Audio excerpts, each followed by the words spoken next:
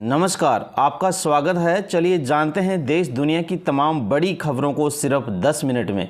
लेकिन इससे पहले आप कहां से न्यूज़ देख रहे हैं हमें कमेंट में बताना ना भूलें, और इस वीडियो को लाइक नहीं किया है तो लाइक करके चैनल को सब्सक्राइब करें। ईरान में जंग के लिए 10 लाख सैनिक तैयार हुए। अमेरिका से जमीनी लड़ाई की तैयारी है। सेना में युवाओं की भर्ती तेज हुई। मिडिल ईस्ट में बढ़ते तनाव के बीच ईरान ने 10 लाख से ज़्यादा ग्राउंड सैनिक जुटाने का दावा किया है। ईरानी मीडिया की रिपोर्ट के मुताबिक अमेरिका ज़मीनी हमले कर सकता है। इसके चलते युवाओं में सेना में भर्ती की होड़ बढ़ गई है। रिपोर्ट के मुताबिक हाल के दिनों में बड़ी संख्या में युवा बसीज रिवोल्यूशनरी गार्ड और सेना में शामिल होने के लिए आवेदन कर रहे हैं। वहीं अमेरिका और मिडल ईस्ट में करीब 10,000 एक्स्ट्रा सैनिक भेजने पर विचार कर रहा है।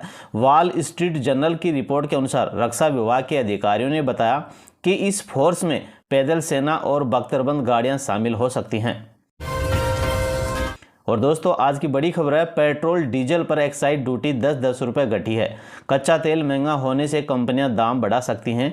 30 रुपये प्रति लीटर गाढ़ा हो रहा था। सरकार ने पेट्रोल और डीजल पर एक्साइज ड्यूटी में 10-10 रुपये की कटौती कर दी है। पेट्रोल पर ड्यूटी 13 रुपये प्रति लीटर से घटाकर 3 रुपये, जबकि डीजल पर 10 रुपये से शून्य कर दी गई है। एक्साइज ड्यूटी घटाकर पेट्रोल डीजल के दामों को स्थिर रखा गया है। यूएस इजराइल के साथ ईरान की जंग के चलते अंतर्राष्ट्रीय बाजार में कच्चे तेल के दाम $70 से बढ़कर $100 प्रति बैरल के पार पहुंच गए हैं। इससे तेल कंपनियों को 30 रुपये प्रति लीटर तक घाटा हो रहा था। घाटा कवर करने के लिए तेल कंपनियों का दाम बढ़ा सकती थी।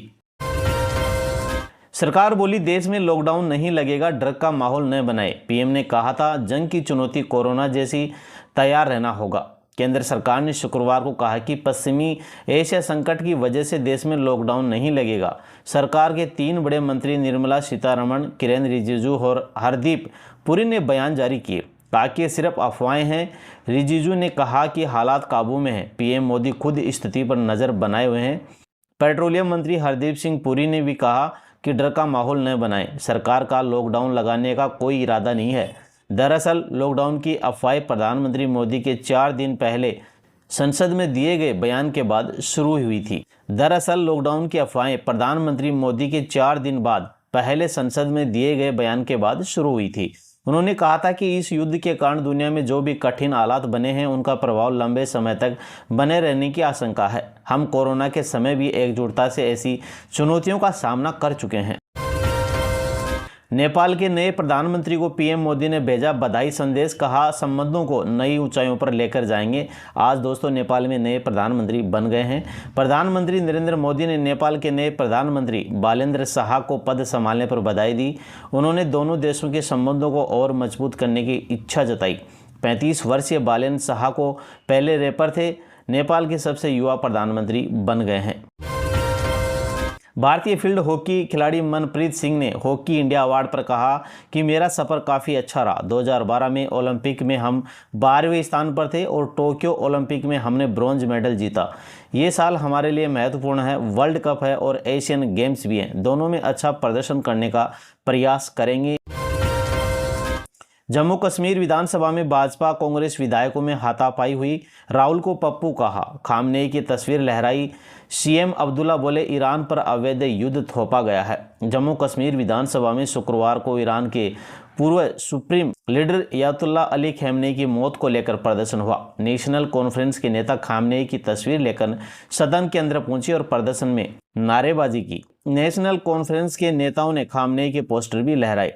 कांग्रेस विधायक इरफान हाफिज पीएम नरेंद्र मोदी के खिलाफ नारे लगा रहे थे। जवाब में भाजपा विधायक युद्धवीर सेठी ने कहा राहुल गांधी पप्पू है। इसके बाद दोनों नेताओं में हाथापाई होने लगी। मोदी काम पूरा करने वाले लीडर बने। अमेरिकी दूतावास ने दोहराया ट्रंप का बयान। प्रधानमंत्री की तारीफ में कही ये बात।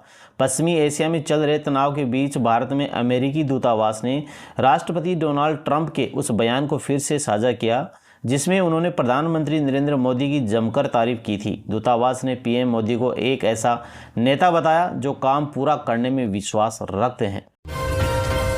सेना 800 किलोमीटर रेंज वाली ब्रह्मोस क्रूज मिसाइल खरीदेगी। अभी 450 किलोमीटर तक निशाना साधने वाली मिसाइल मौजूद है। ऑपरेशन सिंदूर में इस्तेमाल हुआ था। भारतीय सेना 800 किलोमीटर से ज़्यादा रेंज वाली ब्रह्मोस सुपरसोनिक क्रूज मिसाइल खरीदने की तैयारी में है।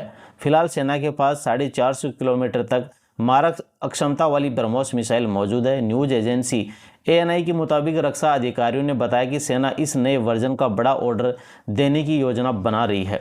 रक्षा मंत्रालय की उच्च स्तरीय बैठक में इस प्रस्ताव को जल्द मंजूरी मिल सकती है। मई 2025 में भारत पाकिस्तान जंग के दौरान ऑपरेशन सिंदूर में ब्रह्मोस मिसाइल का इस्तेमाल किया गया था।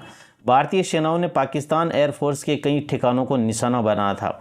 अब 800 किलोमीटर रेंज वाली नई मिसाइलों के आने के बाद दिल्ली से ही पाकिस्तान की राजधानी इस्लामाबाद को निशाना बनाया जा सकेगा। दिल्ली और इस्लामाबाद की हवाई दूरी 700 किलोमीटर है। यूपी, MP और राजस्थान में अगले 3 दिन बारिश की संभावना है। जम्मू कश्मीर के पुंछ में एलवांस 20 गाड़ियों का रेस्क्यू हुआ। उत्तराखंड में बर्फबारी की भी संभावना है।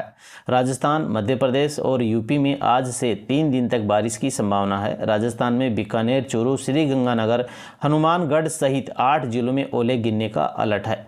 वहीं मध्य प्रदेश में 24 घंटे के अंदर ग्वालियर समेत 7 जिलों में आंधी बारिश हो सकती है। मार्च में तीसरी बार पानी गिरने का अनुमान है। इससे पहले गुरुवार को प्रदेश में दिन का पारा 41.6 डिग्री सेल्सियस पर पहुंच गया था। यूपी में शुक्रवार सुबह लखनऊ, मेरठ समेत 10 जिलों में बादल छाए रहे। 30 किलोमीटर प्रति घंटे की रफ्तार से हवाएं चली। मौसम विभाग ने प्रदेश के 38 जिलों में हल्की बूंदाबांदी का येलो अलर्ट जारी किया। उधर उत्तराखंड में बर्फबारी हो सकती है। रणथंभौर में सफारी के बाद विदेशी महिला टूरिस्ट की मौत हुई। खाना खाने के बाद अचानक तबीयत बिगड़ गई। डॉक्टर बोले ब्रेन डेड थी। रणथंभौर सवाई माधोपुर में सफारी करने के कुछ घंटे बाद एक विदेशी पर्यटक की मौत हो गई। आयरलैंड की रहने वाली टूरिस्ट एक ग्रुप के साथ घूमने आई थी। रात को होटल में अचानक उनकी तबीयत खराब हो गई। सरकारी हॉस्पिटल में चेकअप के बाद उन्हें ब्रेन डेड घोषित कर दिया गया। टूरिस्ट का पोस्टमार्टम आयरलैंड एम्बेसी के अप्रूवल के बाद ही किया गया। मध्य प्रदेश CM के कार्यक्रम से लौट रही बस पलटी, 10 मौतें हुई। जिंदवाड़ा में 30 से ज़्यादा घायल हो गए। महिला और बच्चे का हाथ कटकर अलग हुए। मध्य प्रदेश के छिंदवाड़ा जिले में पिकअप वाहन से आमने सामने की टक्कर के बाद बस पलट गई। हादसे में दोनों गाड़ियों के ड्राइवर समेत 10 लोगों की मौत हो गई। 30 से ज़्यादा घायल हुए। एक महिला और एक बच्चे का हाथ कटकर अलग हो गया। कुछ यात्रियों के सिर भी फूटे हैं। एक्सीडेंट गुरुवार शाम करीब 6 बजे सिमरिया के पास हुआ। MP 28P0321 नंबर की इस बस में 47 लोग सवार थे। ये छिंदवाड़ा के पुलिस लाइन में आयोजित हितग्राही सम्मेलन से लौट रही थी। कार्यक्रम में मुख्यमंत्री डॉक्टर मोहन यादव भी शामिल थे। उन्होंने मृतकों के परिजनों को 4-4 लाख रुपए, जबकि गंभीर रूप से घायलों को 1-1 लाख रुपए की आर्थिक सहायता देने की घोषणा की है। ADR रिपोर्ट, भाजपा को सबसे ज्यादा चंदा मिला। अन्य दलों को मिले चंदे का 10 गुना पार्टियों को इस साल 161% अधिक पैसा मिला है।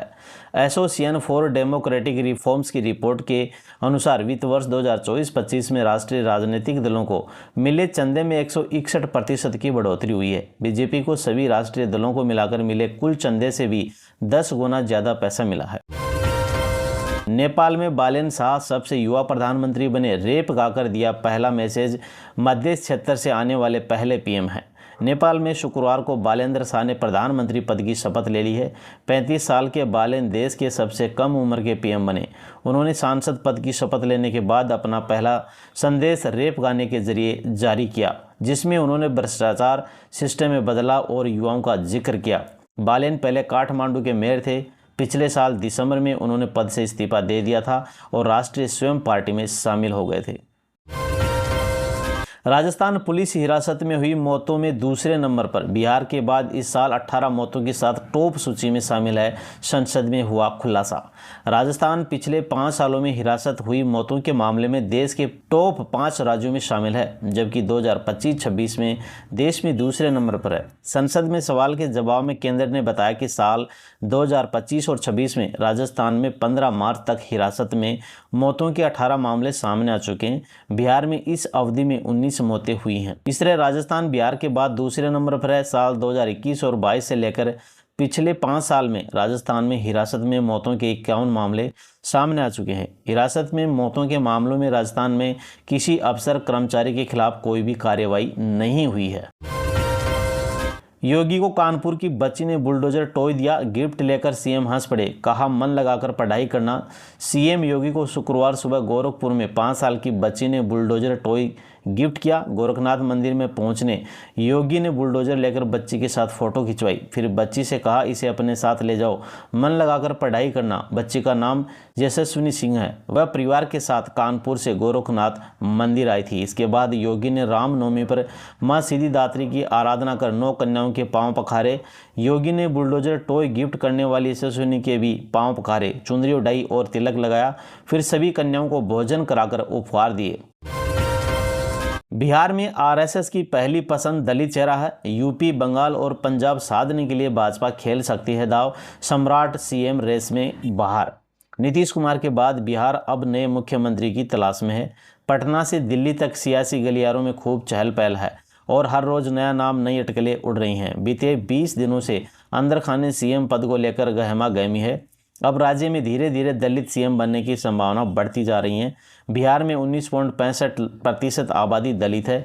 इनके पक्ष में खास बात है कि भाजपा का फिलहाल किसी भी राज्य में दलित समाज का मुख्यमंत्री नहीं है। राहुल गांधी सहित पूरा विपक्ष दलित उत्पीड़न का आरोप लगाता रहता है। शिरोमणि अकाली दल सांसद हरसिमरत कौर बादल ने फ्यूल एक्साइज ड्यूटी में कटौती पर कहा कि ये बहुत जरूरी भी है। गैस की कमी से जहां आम नागरिक प्रभावित हुआ है, वहां पर जो ढाबे, होटल, रेस्टोरेंट, शादी समारोह सभी चीज़ गैस सिलेंडर से प्रभावित हुई और इसका सीधा असर देश की अर्थव्यवस्था पर पड़ सकता है। बेरोजगारी भी बढ़ सकती है। खासतौर से पेट्रोल पंप पर पेट्रोल की कमी आ रही है। इससे खाने पीने की चीज़ें की कीमतें बढ़ेंगी। सांसद सामवी चौधरी ने कहा कि विपक्ष विरोध करते करते अपनी मर्यादा और संस्कार को भूल चुका है और प्रभु श्री राम पर जो उनकी टिप्पणी आई है, विपक्ष सोचता है कि प्रभु श्री राम का अपमान करके वो हमारे विचार का विरोध कर रहे हैं। प्रभु श्री राम का नाम लेना या राम राज्य का नाम लेना कोई पूजा की पद्धति नहीं है, शासन की प्रतिबद्धता है। ये जो बार बार इस तरह से अपमान कर रहे हैं, इनके खिलाफ कार्रवाई होनी चाहिए। झारखंड भाजपा अध्यक्ष आदित्य साहू ने सरकार द्वारा पेट्रोल और डीजल पर एक्साइज ड्यूटी कम करने पर कहा, प्रधानमंत्री मोदी देश के लोगों के बारे में सोचते हैं और उनकी चिंता करते हैं। प्रधानमंत्री मोदी के नेतृत्व में देश में किसी भी व्यक्ति को कठिनाई नहीं झेलनी पड़ रही है। वे समय समय पर लोगों को सुविधा देने का काम करते हैं। कांग्रेस ने मोदी सरकार को घेरा। जयराम रमेश बोले, भारत की ऊर्जा आत्मनिर्भरता बहुत कमजोर हुई। गैस तेल सप्लाई को लेकर आकांक्षाओं के बीच कांग्रेस ने मोदी सरकार पर बढ़ती आयात निर्भरता को लेकर हमला बोला, जबकि केंद्र ने 60 दिन के तेल भंडार और पर्याप्त एलपीजी सप्लाई का दावा करते हुए किसी भी कमी से इनकार कर दिया है।